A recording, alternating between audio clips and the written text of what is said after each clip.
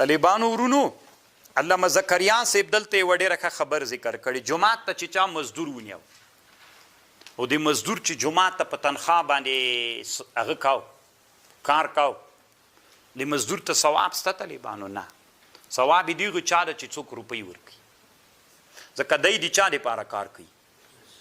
او څوک چې دته د الله دپاره تنخوا او پیسې ورکوي، اجر طالبانو د هغوی ته. دا اوس طالبانو د دینی مدارسو کې بعضې انسانان داسې دي چې استاذانو ته تنخوا ورکوي، استاذ ته لا اجر نشته ځکه په مقابل د اجرې کې ده.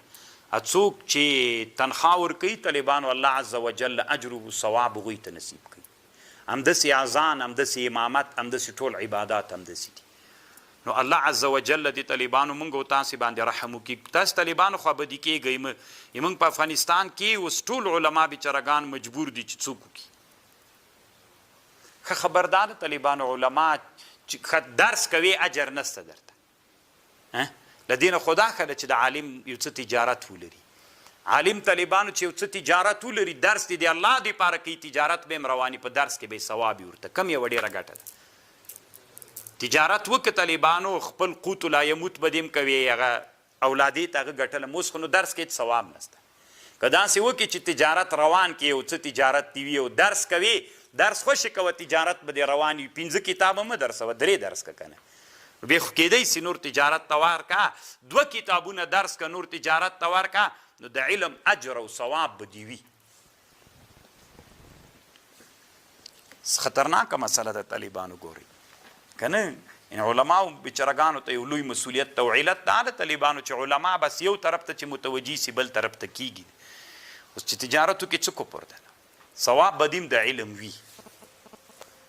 ځه باب الاسیر او الغریم یربط فی المسجد. چې په ثواب، په دې ثواب نشته. د مولیانو ولې بیا ټیکې نیولي چې مثلا یو سړی مړ سي او هلته ختم دپاره چې خلک درو غواړي چې راسه دلته ختم راته وکړه، او هغه ختم په مقابل د ډوډۍ کې چې بیا ښه پلو د وریځو ورکړي طالبانو، نو دغه قاري ته الله اجر ورکړی. خو د ډوډۍ په مقابل کې چې ډوډۍ ورنه کړي، قسم په الله که طالبانو شیخ الحدیث هم ختم درته وکړي. نو خو دې نه معلومه سوله طالبانو چې دا ختم په مقابل د چا کې سو، د ډوډۍ کې سو، نو بیا ثواب شته؟ بیا چېشته ملا صاحب وایي چې الله پاکه د دې ثواب دې موږ مړي ته وروبخي. تا ته الله ثواب نه درکړي، مړي ته چی وربخي؟ عبث سو طالبانو. تاسې دا بعیده مه بلئ طالبانو، د الله عز وجل نه غواړو الله پاکه افغانستان کې علم ډیر کې، خپله به یې ومنئ طالبانو. او دا طالبانو د خیرات نه انکار نه ده. ګورئ دوی بیا نارې وایي ملیان راوتلي نه وي له خیرات نه منکر دي. طالبانو موږ داسې درته وایي چې دغه قسم خیرات مه کوه، ثواب یې نشته. د وزوی مړیه ولې دومره خرچه مو کې، ستړې م تېره کې، مړي ته د یوه فایده مو نه رسېږي. داسې چل وکړه که رښتونی خیرات کې هېڅ قرآن تلاوت ته ضرورت نشته ده. یو مدرسې سره ټیکه وکړه، هره ورځ ډوډۍ وروړه.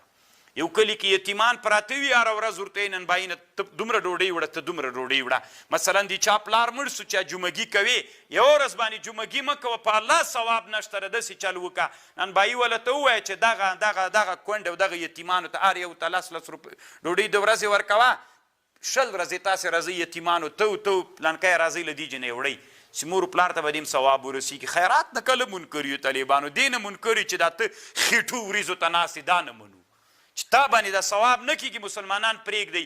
اوس طالبانو یو ورځ ته چې ورغوښتل کېږي غټ خلک تی به ټول یتیمانو کار وسي که به ونسي کېږي انشاءالله. الله عز وجل به کرا کرا دا علم دی الله پاک هغه کې غم ټول طالبانو موږ علماو جوړ کړی. ځکه موږ علماو جوړ کړی چې الله عز وجل موږ سره خپل فکر کړی ده. موږ سره طالبانو چې خپل فکر ورک سو دی، الله هغه موږ خپل دین عملي کړي. موږ وایي چې موږ وږي نه سو، په رب العالمین الله مو نه وږي کوي.